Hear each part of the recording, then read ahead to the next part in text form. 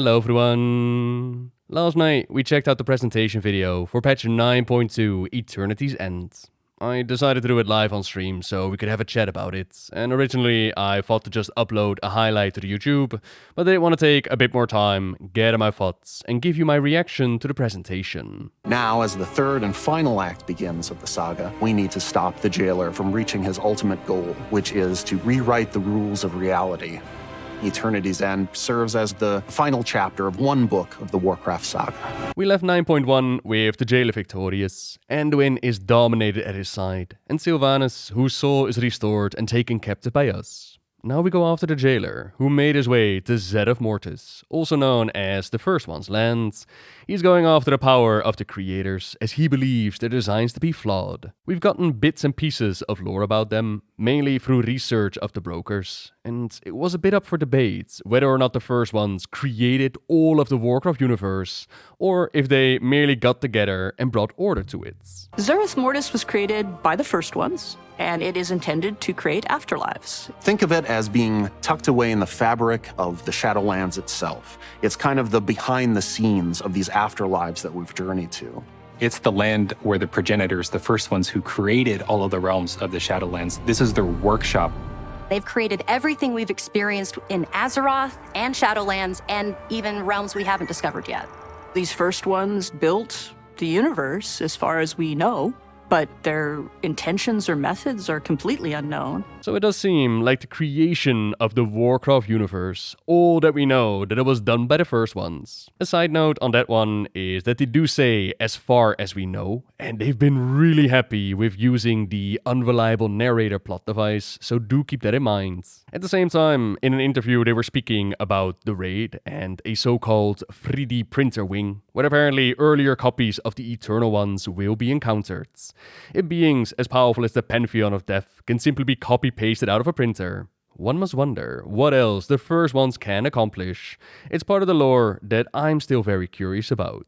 Within Zereth Mortis, we'll also find some enlightened brokers. This was built up earlier, as the brokers had been invested in the secrets of the First Ones for quite a while. One of them thought that they'd gotten really close, but then they disappeared and were labeled to be mad. The heretic Al-Firim, or just Firim as he's not going by the cartel name anymore, they'll be your ally in the new zone at the foothold called Haven. We'll also have to learn a new runic language, which will be our thing to farm, and slowly but surely uncover the secrets and activities that Zereth Mortis holds. Do wonder if they'll still pull more on the threats of the shady dealings that the brokers have been doing, as well as our beloved Vanari. Time is going to tell. Eventually, after learning what there is to learn and earning the trust of the locals, the Atama and the Jiro, they were left behind by the progenitors to take care of the place. It's gonna be time to set our sights on stopping the jailer. Way back at the start, the Primus already warned us that the jailer could not be allowed to reach the Sepulchre. That's where we find him, the Sepulchre of the First Ones. With the raid being somewhat time-gated, we'll first make our way through it and we'll get Anduin out of there. With his aid, we'll learn more about domination magic to even have a chance to stand against the jailer. Then after some time, we'll go back in, prepared and ready to go. Obviously, the conclusion of the story is not yet known. Some out there have high hopes that the jailer might actually win this one, who rewrite the entirety of the Warcraft universe with the powers of the First Ones. I personally wouldn't be against it.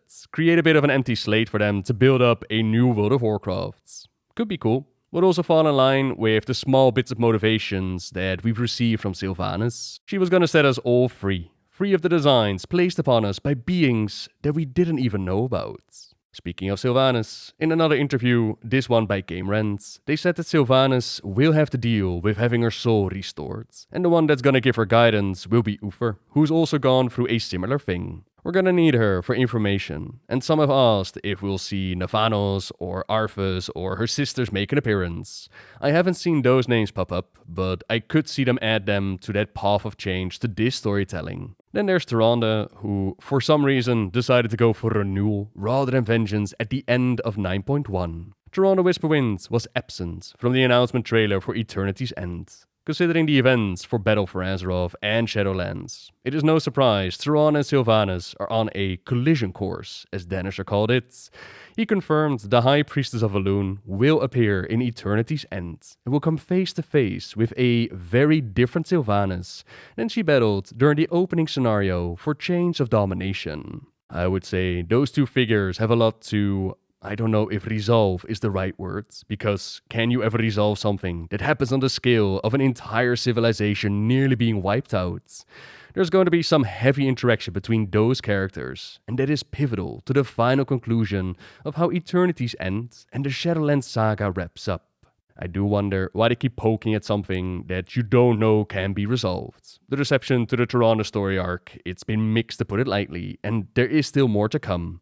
And that's pretty much the 9.2 presentation, or the things that I cared about. There's also bits about PvP and legendaries and all that good stuff. I'll link the presentation and some of the interviews in the description down below. And then opinion time. The presentation for me, it fell right into the bare minimum of expectations. I was hoping to see something more beyond just a new zone and a new raid, but that's not what they're planning for 9.2.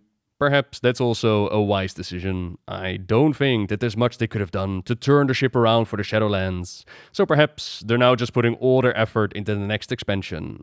You can definitely hope. Story-wise, if you kept up with the channel, then you know that I wasn't the biggest fan of 9.1, and the storyline is still going on. I don't like what they've done with Tyrande. I don't like the Sylvanas arc. I find the story to be far too vague, with motivations and details that still, after all this time, are not fully explained. I could keep ranting and complaining about it, but it is what it is, right? All I can really do is wait for the next chapter to begin. I am curious what the first ones are all about, but then again, having them be responsible for every story and event that has taken place in the Warcraft universe, it's an interesting direction, should it actually be the case. That part, it keeps me somewhat invested. And then the content itself, I mean, the zone, it looks pretty enough. The art team rocks it as always, but they had water that you can walk on as a selling point, floating trees in the sky as if we've never seen Nagram before. The presentation, it didn't exactly blow my mind.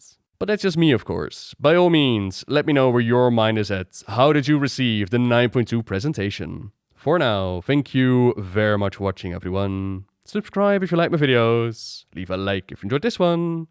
And until next time, see ya!